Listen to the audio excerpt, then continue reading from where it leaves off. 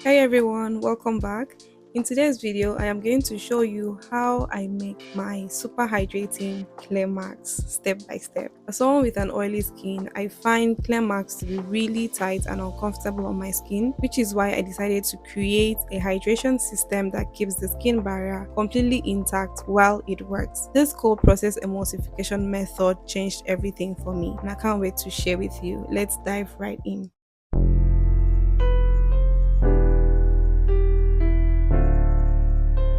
First off, let me introduce you to the heroes of this formula. White kaolin clay is the most gentle clay you will come across. It cleanses, softens, and polishes the skin without drying out the natural oil present. It is also mild enough for sensitive skin. This is going to make up the bulk of my formula. The next ingredient is bentonite clay. So bentonite clay is a swelling clay. It expands when it meets water and creates this powerful pulling action that deep cleans the pores. I'm going to be using this alongside kaolin clay. Matcha powder is green tea, but in its most concentrated form. It is rich in polyphenols, which is one of the most studied antioxidants in skincare. It calms redness, fights free radicals, and gives the skin a glowy look. Turmeric is my favorite botanical.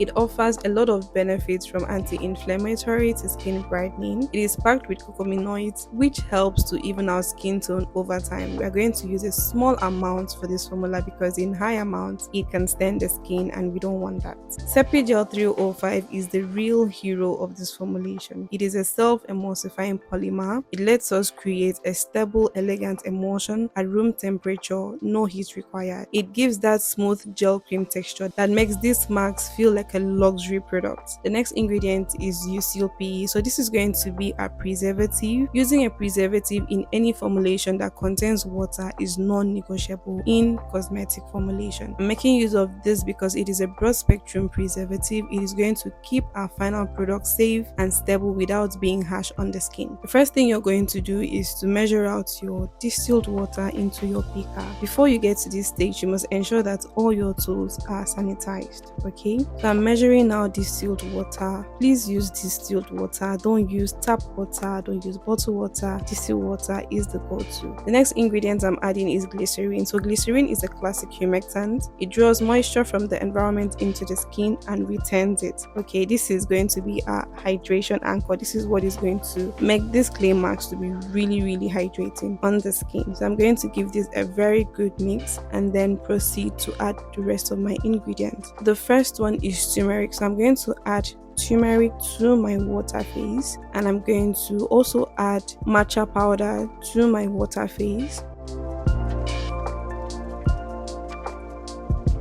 I'm also going in with bentonite. So I'm making use of a small amount of bentonite because I don't want it to be like too drying. I just want it to detox a little bit. The bulk of this formula is going to be kaolin clay. So at this point, I just had to stir for everything to mix together nicely. And one thing about these botanicals and bentonite clay in particular is that it dissolves into water easily. Okay.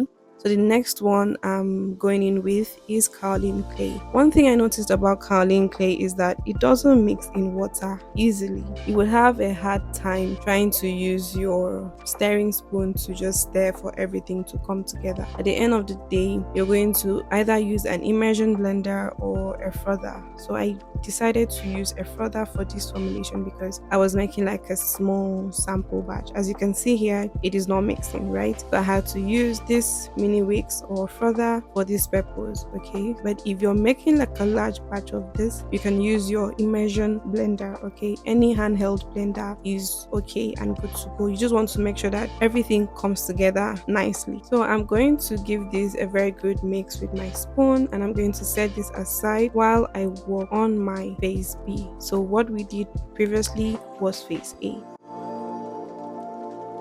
So for phase B, I'm going to have my olive squalene. That's the first thing I'm going to measure out. If you know me, you know I love olive squalene, especially in formulations that are tailored for the face. It is lightweight, it is non-comedogenic, and is structurally similar to our skin's own sebum. Okay, which is why I love it so much. To my olive squalene, I'm going to be adding sepigel. So sepigel is going to go into this particular phase, and I'm going to mix this for it to combine very well. So when you get to this stage, once you mix your sepia gel in your olive squalene, it's going to become clear instantly. So I added tocopherol. I didn't film that part, but I added mixed tocopherol. So this is a vitamin E complex. It is an antioxidant protector, and it's also going to help extend the shelf life of the squalene that we're using in this formula.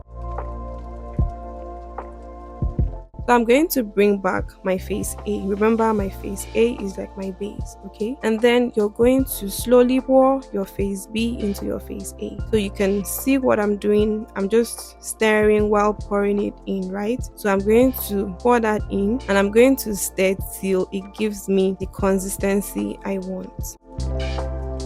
So this is me using Sepia Gel 305 at 1%. If you want it to be really thick, you can use it at 2%. Please do not go above 2%. This 1% is quite perfect for me. The next thing I'm adding is my preservative. So as I said, in a water-based formulation, preservative is non-negotiable. It is really important. If you don't use a preservative in your formulation, it is going to end up breeding bacteria, and you don't want that. Okay, and if you're making this for use at home, please add preservative. If you have intentions of selling this product, please include preservative. So at this point, I decided to use my mixer to mix again for everything to come together. And as I said, if you don't have this, you can use your handheld stick blender for this purpose. So at this point, we are done with this formulation. As you can see, it is very simple, it is easy, and it is straightforward. So the final texture we get is this beautiful creamy consistency that feels absolutely hydrating on the skin. This is just me doing a test run for you to see how smoothly it glides and looks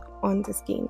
The full breakdown of this formula, every percentage, phase, mixing step, pH considerations, and even usage notes is going to be inside my Telegram community. It is free to join. The link is going to be included in the description box. And if you're new to my channel, welcome. I make videos like this every week, deep diving into formulation science and making it accessible for everyone. Hit the subscribe button so you don't miss the next one.